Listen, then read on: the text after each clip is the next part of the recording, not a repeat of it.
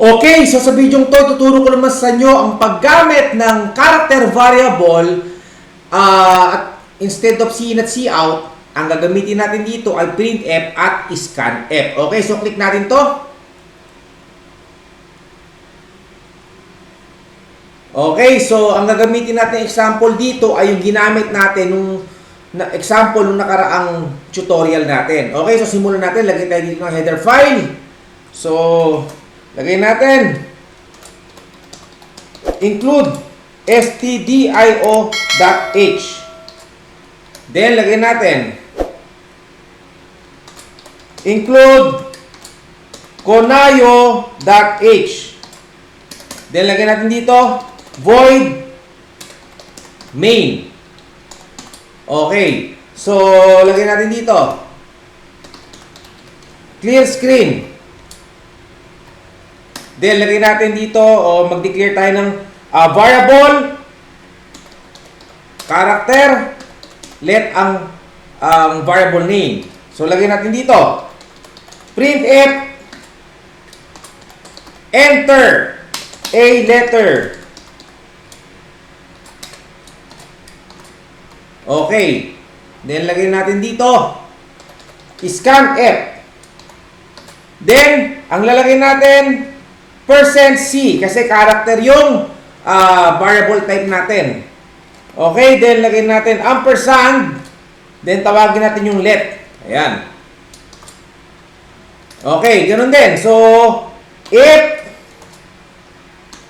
let is equals to open single quotes, then lagay natin R. Okay, then printf red. Ayan. Then else if let equals G. Ayun. Printf. Lagyan natin ngayon green. Then else if let equals C. Then printf. Lagyan natin cyan. Then else if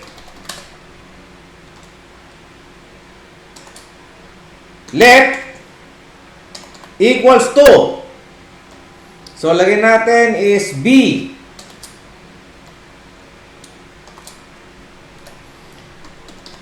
Printf blue. Okay. Else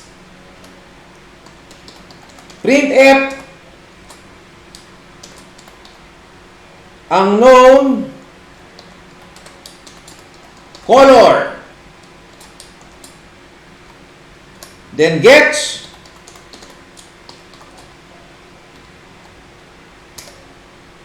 close. Okay, so ganun lang, no? Ganun din, no? Dito naman ginamit natin printf at scanf, pero pareho din naman yung example na ginamit natin dun sa C in at C out, no? Ito naman ay printf at scanf, so pareho din. 'Di ba? Pareho din. So, ganun din yan pag nira natin.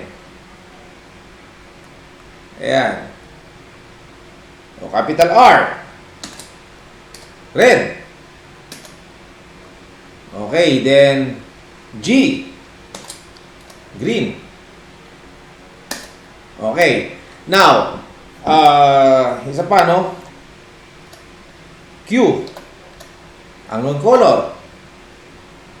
Again, gawin nating capital M. Wala rin. Diba? Kasi hindi naman tayo naglagay ng mga letter na M, Q, wala naman tayo nilagay na gano'n, no? Tsaka yung small letter. Okay, dito nga pala, pwede nyo rin gawing ano to small letter. Okay, ganoon din sa C in at C out. Pwede yon, pwede yon. Okay, so kayo na lang bahala magpalit, no? Halimbawa, gawin yung small letter to, pwede din naman. Okay? So, ganoon lang kadali. Okay, so hanggang dito na yung ating tutorial. Magkita-kita tayo uli sa sunod pang mga tutorial.